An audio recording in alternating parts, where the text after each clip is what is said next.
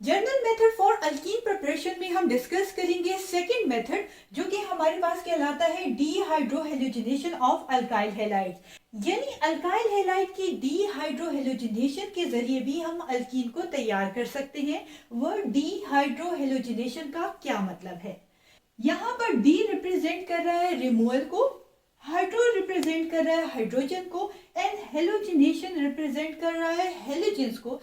यानी removal of hydrogen halide हमारे पास dehydrohalogenation कहलाता है।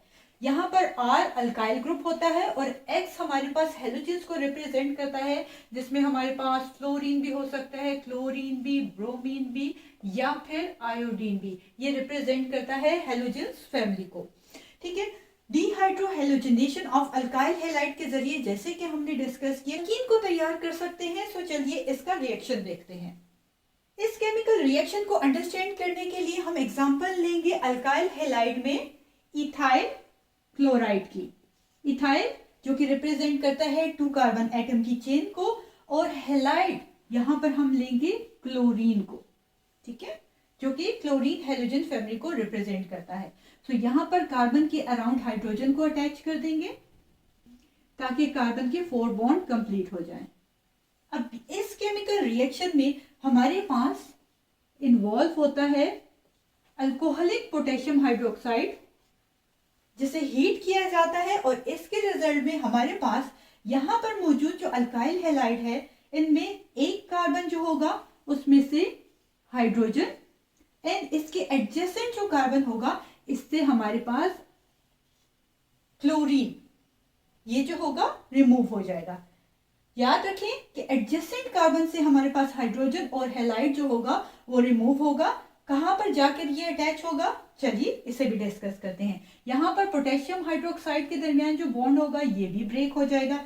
अब देखें, जैसे ही ये कार्बन यहां पर एक बॉन्ड ब्रेक करेगा तो इसके पास रिमेनिंग कितने बॉन्ड बच जाएंगे, 1, 2 एंड 3। इसी तरह इस कार्बन का भी जब इधर बॉन्ड ब्रेक हो जाएगा तो रिमेनिंग 1, 2, 3 बॉन्ड बच जाएंगे। सो हम जानते हैं कि कार्बन हमेशा 4 बॉन्ड बनाता है। यही वजह है कि ये 2 कार्बन जल्दी से सिंगल बॉन्ड की बजाय डबल बॉन्ड बना लेंगे ताकि इनके 4 बॉन्ड्स कंप्लीट हो जाए, और इसके रिजल्ट में फॉर्मेशन हो जाएगी इथीन की।